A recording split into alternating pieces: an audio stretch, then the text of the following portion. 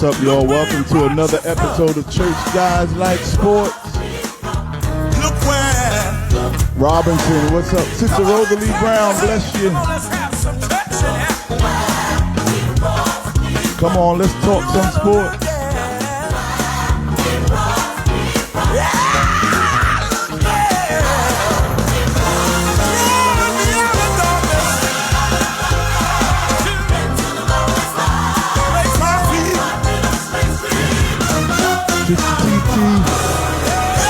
Sister Samara. Put those hands together. Put those hands together.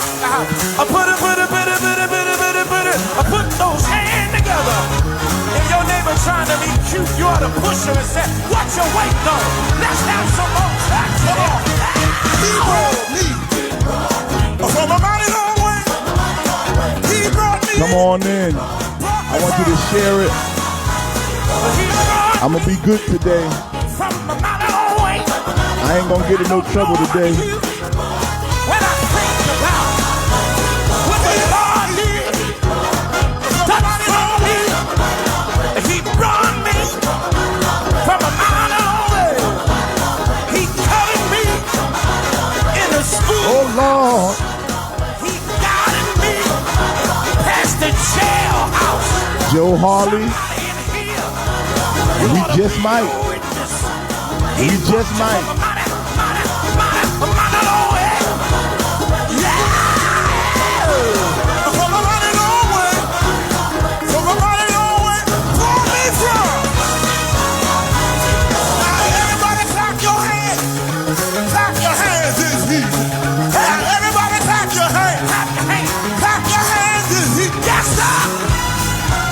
All right, y'all. Avery Moses, Jake Langley, we're going to talk some sports today. I got a lot of sports to get into. But this feel real good. Let's give this another 30 seconds to play. Come on, Keith Wonderboy Johnson. He brought us from the back of the bus to the front of the bus. Then he blessed us to drive the bus. Then he put another blessing to own the bus. To own the bus. Lord's been good. He's been mighty, mighty good. Can I say it like a feeling? He's been mighty, mighty, mighty, mighty, mighty, mighty, mighty, mighty, mighty, mighty, mighty, mighty, mighty, mighty. All right, let's get into some sports. Listen. Welcome to another episode of Church Guys Like Sports. My dude, Joe Harley, just asked me this question. Are the Knicks coming out of the East? I say the Knicks have a chance to come out of the East. Because don't get fooled by the Brooklyn Nets. That's fool's gold. Don't let these Brooklyn Nets fool you. Mike Broadhead, what's up, man? Listen. You can love God and still love sports. Deacon Bernard Henry is on here with me. That's my deacon from my head of my men's department. The Knicks do have a chance to come out the East. All we worried about, we ain't worried about Milwaukee because we've been beating them all year. We ain't worried about the Nets because they don't play defense. The Philadelphia 76ers is tough. They tough. We kind of worried about them, but that's about it. But I'm gonna get back into basketball in a minute. Well, let me stay there right now. Because you know what? And I'm gonna say this. I know I got a lot of Laker fans and I got a lot of LeBron James fans. I'm gonna say it right now. I'm sick of LeBron James. I'm sick of LeBron James. He's a baby. Everything always got to go his way. You can't say nothing to him. You can't talk about him. You know, I'm sick of LeBron James. And we going, you know, he talking about the All-Star game, but I'm going to go back before that because I should have got on here Wednesday. I meant to get on here Wednesday, but time got away from me. LeBron James gets into an argument. You should not get kicked out of an NBA game for arguing and going back and forth with a player that goes back and forth with you. Did they kick Spike Lee out of the game when he went back and forth with Reggie Miller? No. Did they kick Spike Lee out the game when he went back and forth with Scottie Pippen? No. Did they kick Drake out the game when he went back and forth with Kevin Durant? No. But a lady sitting courtside gets kicked out of the game because she had nerve enough to talk back to LeBron James. What manner of man is this that will spend his time?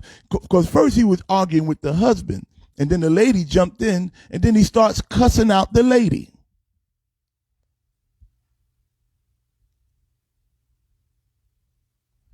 Deacon Henry, I disagree with that. Deacon Henry said the Knicks ain't going nowhere.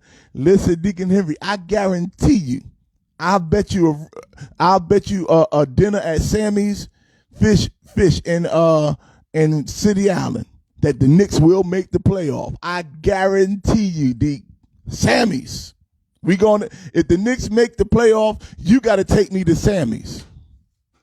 If the Knicks make the playoff, Deacon Bernard Henry has to take me to Sammy. But let me get back on this LeBron. He's arguing with the man, then a woman jumps in, and LeBron James goes to cussing the woman out. And she cussing at him. He calling her a B and all of this stuff. But then what the worst part of this, she gets thrown out of the game. Her and her friend and her husband. Why are we throwing folks out of a basketball game for being fans? That's what fans do. Fan, the word fan means fanatic. So they run their mouth. She didn't say anything derogatory to LeBron. She called him a baby. And LeBron James is a baby. And now the NBA has everything set up that you can't say nothing to LeBron. You can't even roll your eyes at LeBron James. If you roll your eyes at LeBron, you will get thrown out of the arena. They didn't give Michael Jordan this kind of treatment.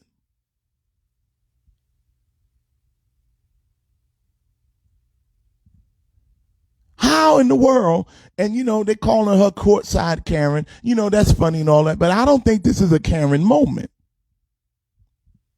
First of all, most of the Karens ain't got money like that. This lady got money. Her husband, whoever got money, you on the courtside. Hello. They only letting 2,000 people in. Not even, maybe 1,000. And you courtside, that courtside seat cost her about $15,000. She had a $25,000 Louis Vuitton bag. So this ain't your ordinary Karen trying to shut down the barbecue. Most of them Karens that are out there on the streets calling cops on black folks and all this stuff, they angry because we got more than them. They broke. They mad. They crazy. LeBron James, absolutely, Avery, he is a brat. And when he don't get his way, everything goes haywire. How you going to throw the lady out and her husband because they going back and forth with a player? Back in the day, all the fans would say, you suck, you horrible. You can't say that to LeBron.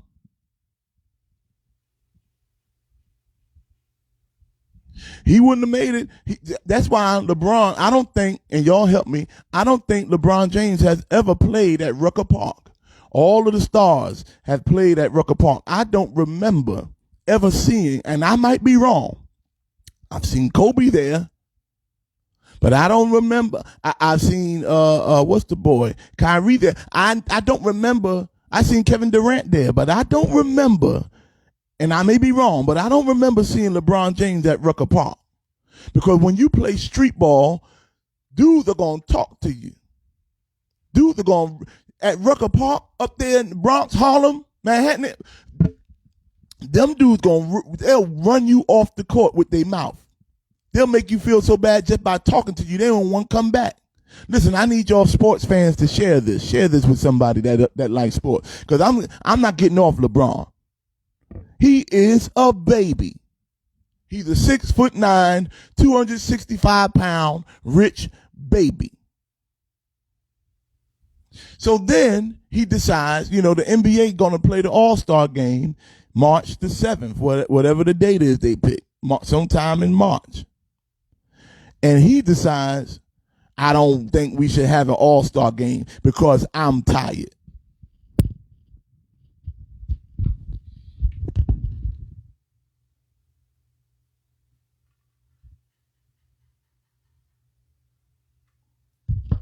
Say what? We can't have an All-Star game because LeBron James is tired? Are you serious? We can't have an All-Star game because LeBron James is tired.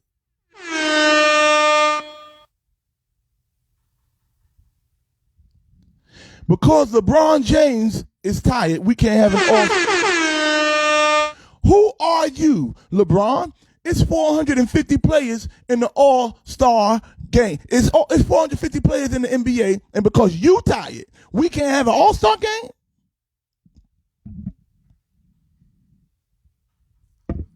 Because he's tired,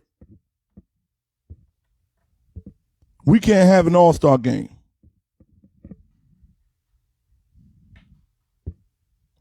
And there are 450 other players. And they're giving him too much power. This is what I think about LeBron.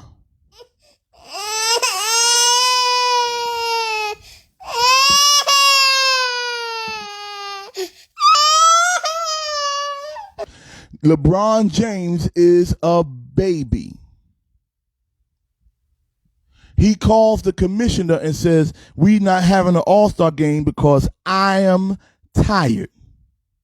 What about the other players that want to play?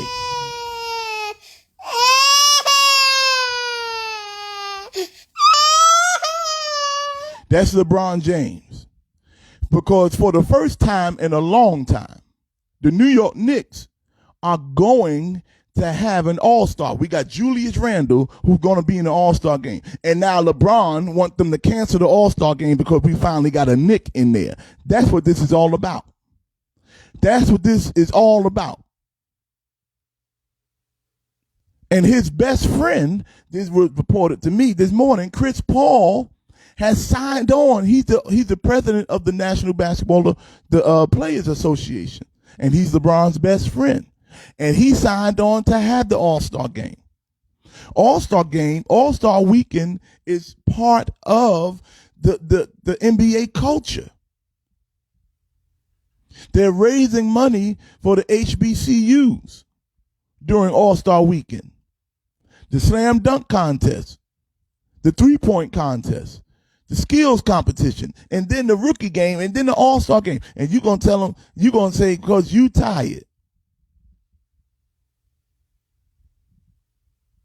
Because LeBron James is tired, we can't have an All-Star game. I'm sick of LeBron James. And I hope you'll get them people. We got all them LeBron fans out there. I know my friend Pastor Evan, that's my friend. I love him. My friend Sister Keisha Carter, that's my friend. God bless her. And they love LeBron. They say he's the GOAT. But last night he shot an air ball from the free throw line. I ain't never seen a GOAT shoot an air ball from the free throw line. I ain't never shot an air ball from the free throw line. Matter of fact, a couple of years ago, I was at the Barclays Center and I hit 5 free throws in a row. They wanted to give me a 10-day contract.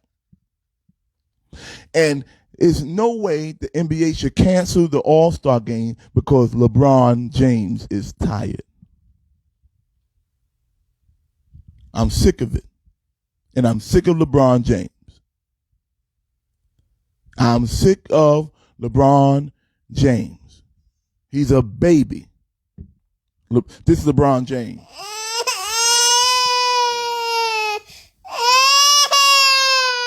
For all your Laker fans.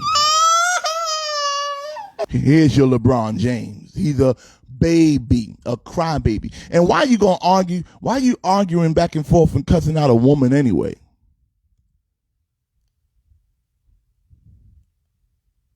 That's a shame. Oh, Michael Jordan never shot an air ball from the free throw line. And he never will.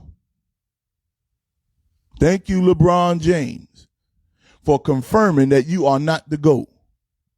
Thank you, Johnny Wiggins. He's a baby. He is a baby. Everything got to go his way. I'm sick. I'm trying not to go off on him, but LeBron James, you got to do better. If you don't want to play in the All-Star game and you tired, then you don't play. Michael McFadden, he's a Laker fan, but he's not a LeBron fan. And it's got a lot of people like that because you know real when you see real. Thank God, Lakers won the chip, but LeBron James is a baby. He's a brat. He complains more on the court than anybody I ever seen. And Julius Randle should be an all-star this year. No questions asked. Julius Randle should be an all-star this year. And listen, welcome to Church Guys Like Sports. You can love sports and still love God. I got to say that every now and then when people chime in. You can still love God and love sports. That don't take nothing away from you. All right? And the Knicks, and I'm going to go back to what I said before, the Knicks going to make the playoff this year. We're going to make the playoffs this year. A little bit of black history. I believe it was 33 years ago, 1988. Was it 88? Yes. When the Washington Redskins won the Super Bowl. Just a little bit of history. Yeah, that chip was for Kobe. Kobe was in the atmosphere with that one. For the NFL, the Redskins won the Super Bowl. And the quarterback for the Redskins at that time and the Super Bowl, his name was Doug Williams. I remember that Super Bowl. I watched it. And Doug Williams was the quarterback. So some history. Before it was a Michael Vick. Before there was we thank God for the black quarterbacks that are killing now. But before Pat Mahomes ain't really all the way black. He one of them zebras. He half black, half white. I think his mama white and his daddy black. That's why his hair curly. But before all that, Doug Williams from the Redskins in 1988, when they weren't giving black quarterbacks a chance, when they weren't allowing black quarterbacks to even play quarterback, Doug Williams was the first black quarterback to win a Super Bowl and got the MVP. And and he had a game. He threw for about 350 yards. He threw for 350 yards. He didn't run around. He didn't run for no 100 yards. He was a real quarterback. He was back there throwing the ball. And that's why I don't understand. They say, the black quarterbacks, all they want to do is run. They can't throw. No. Do your history search. Doug Williams was throwing. He was slinging that thing. Warren Moon, he wasn't that much of a runner. He was a thrower. But it was Doug Williams that climbed up and got a Super Bowl. And everybody, Mike Vick, he's the first black. No, he ain't. Donovan McNabb. No. Randall Cunningham. Yeah, all them dudes were good, but Doug Williams was the first black quarterback to win a Super Bowl. The first one. So shout out to Doug Williams. He's now one of the assistant coaches or general managers for the Washington football team. We can't call them the Redskins. You got to be politically correct now. You call them Redskins, they're going to cancel you. So shout out to him. That's a little bit of black history for you. Listen, one more thing regarding the Super Bowl. Yes, Jeff Les, that's my dude, Jeff Leslie, man. One of the greatest drummers of all time. And we went to high school together. We didn't go together. He's a little older than me. When I got in Boys and Girls High as a freshman, Jeff was already a senior. And he looked out for me. He knew all the thugs. He wouldn't let nobody bother me. Thank God for Jeff Les. Amen. But listen, the Super Bowl is going on Sunday. And I done told y'all ladies what to do. Both of these teams are wearing red. The Tampa Bay Bucks, they wear red, and the Kansas City Chiefs, they wear red. So I done told y'all ladies what to do. Make it a nice day for your hubby, for your husband, for your boyfriend, for your significant other. You go make sure he got all the wings and dips and chips and everything he needs. Give him the TV uninterrupted for 6 straight hours. No, the Super Bowl is not 6 hours long, but we need the TV 2 hours prior to the game coming on. Johnny Wiggins talk about that fish sandwich. We need the remote in our hand 2 hours prior because we got to watch all the pre-stuff, all the other stuff, and then we need the game. We need the TV for at least an hour after. And listen, even in the halftime, we need the TV for 6 hours straight. Well, what about the commercials, Pastor? We watch the commercials too. Don't bother us during the commercials. And if you don't know about football, Sunday is not the time to learn. It is not the time to learn. We cannot teach you what that little brown thing is they keep throwing around.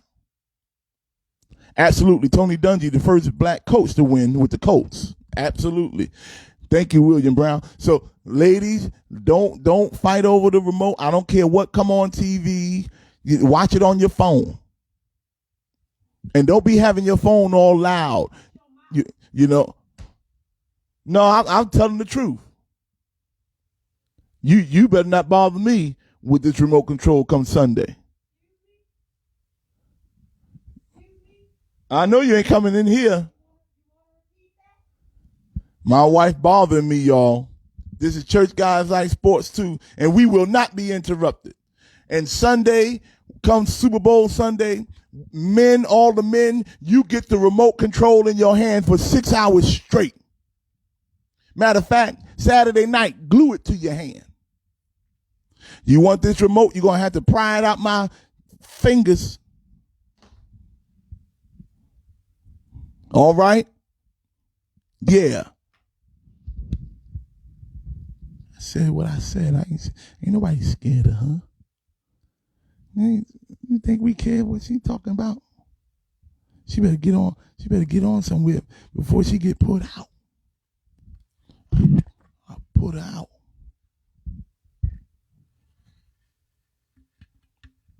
Start with me. All right. Yeah. So all of that stuff need to be together.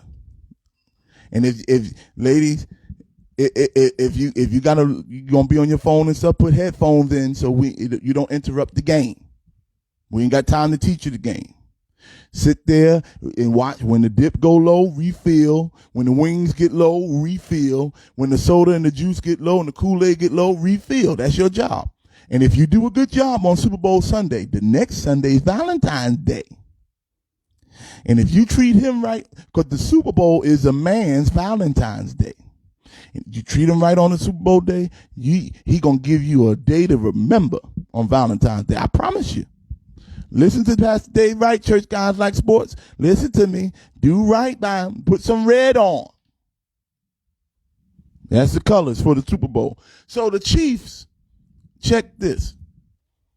They didn't want to go, everybody, they locked down and they in the bubble and all that stuff because of Corona. They didn't want to go into Super Bowl week and Super Bowl weekend woofing. Some of y'all that know what I'm talking about, they needed haircuts. They want to look good for the cameras. So they go to a barber, or I don't know if they went to his shop or if the barber came to them. And they had to test the barber, so they gave the barber a test. So now, while they waiting for the results to come back, I guess it came back in 30 minutes or so, he starts cutting their hair. And then it came back that the barber had COVID-19. They ran out that barbershop so fast because, you see, that's Tom Brady. Tom Brady going to find a way. One man, white man, got out the chair. Half of his head was cut. And the other half wasn't done. He jumped out that chair because if he get corona, he can't play in the Super Bowl. And that's all Tom Brady needs. Because Patrick Mahomes was getting ready to get a haircut by the same barber. And if Patrick Mahomes don't play Sunday, that's an easy win for Tom Brady and the Bucs. And that Tom Brady is something else. You know, we know they were cheating up in New England. We knew they were cheating. And I'm going to give Tom Brady the go. This is his Super Bowl. I don't care if he win or lose. He's the best quarterback ever. But don't be planting no coronavirus folk around people. If you got that coronavirus, stay away from folk. If you got coronavirus, stop going around people. You know you got it. Gonna mess up somebody, and then they gotta shut their whole life down for 2 weeks because you want to get out and go out about. Stop that foolishness. And Tom Brady planted that barber there. He paid that barber to go over there and give everybody corona. But I'm so glad they checked him, and now they found out he had corona.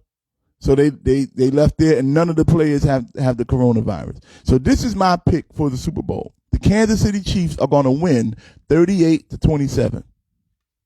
Tom Brady's going to have a decent game, but the man is 43 years old. I'm scared to bet against Tom Brady. Anybody been to the Super Bowl 10 times, I'm scared to bet against him. But listen to me. Patrick Mahomes is different.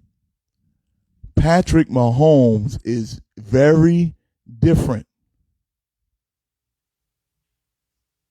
Patrick Mahomes, I ain't never seen nobody like this that run and throw like that. He'll run all the way to the right side and throw to the left side with the wrong hand.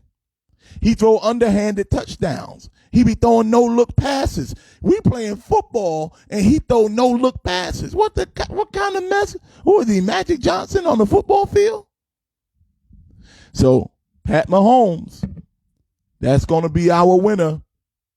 All right? So, that's all I got to say today on Church Guys Like Sports. I was going to talk about Jared Dudley, but I'm going to leave him alone because I kind of like what he did. Jared Dudley, this man wrote a book talking about the bubble and talking about who's the best players, and he's one of the worst players. His book is 42 pages long, and he only played 31 minutes last year. How's your book longer than your minutes? But it is what it is. Super Bowl Sunday's coming up. I'm doing a special show on Super Bowl Sunday night at 11 p.m., maybe midnight. We're going to do a late night show, Super Bowl Sunday night. And listen, all your pastors, all your preachers, all your musicians, all of your choir directors, don't you have no service on Sunday night. Don't y'all do this foolishness. I seen it a couple of years ago. Folks had my choir, Pastor Vite, you coming to my choir anniversary? I said, when is it? Super Bowl Sunday. I hung up the phone. What's wrong with you? You ain't gonna have no pastor, no choir anniversary on Super Bowl Sunday. Loose here with that spirit. That's a spirit that wants to castrate the men in the church. No, we're gonna watch the Super Bowl. I need all the men to say, I'm watching this Super Bowl. You don't ain't gonna have no church anniversary, Super Bowl Sunday. I'm trying to help y'all pastors that may not know.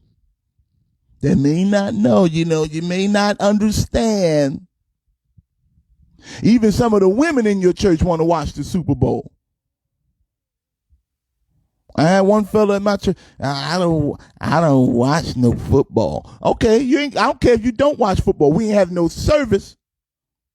You gonna watch this Super Bowl? I'll tie you up and tape your eyes open. Tape your eyes open. Make you watch this Super Bowl. Make a man out of you yet. Let me get out of here before I get in trouble. Remember, you can put something in the cash app, $ David Wright, $ David Wright. Peace out, y'all. Remember, you can love God and still love sports. Thank you for tuning in to Church Guys Like Sports, Church Girls Like Sports. Peace. He keeps on healing me. He keeps on healing me. Every time. Favoring me. He keeps on favoring me. Come on, all the choir here, say, I'm blessed.